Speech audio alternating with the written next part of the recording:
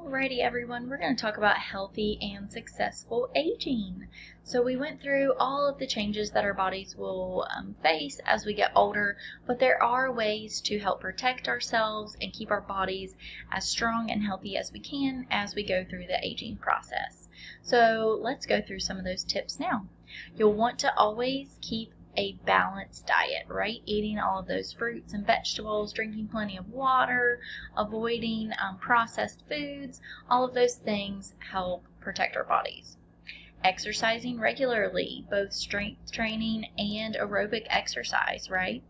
Getting regular checkups. We've talked a lot about different screening tests that occur during your physical exams.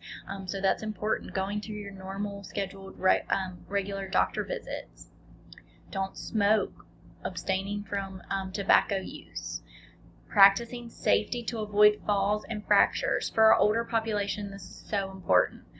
As we get older, we need to install handrails, make sure we don't have carpets, rugs that we can trip over, making sure that our smoke detectors work, right? All of these things help keep us safe in our own homes. Keep in contact with friends, families, stay active. Sometimes you'll hear people as they age, they stop work, they retire, and they really lose a lot of those social contacts. So it's important to get involved in the community or different recreation activities that keep you social as you age. Avoid overexposure to the sun, and this goes throughout your entire lifespan. Because we want to reduce the risk of skin cancer. We also want to reduce the risk to too much cold weather or extreme temperatures. Drinking alcohol in moderation, not drinking and driving, right? Even as we age, this is always a risk factor there. So even for our elderly population, making sure they're drinking moderately. Keeping personal and financial records in order, budgeting and investing, right?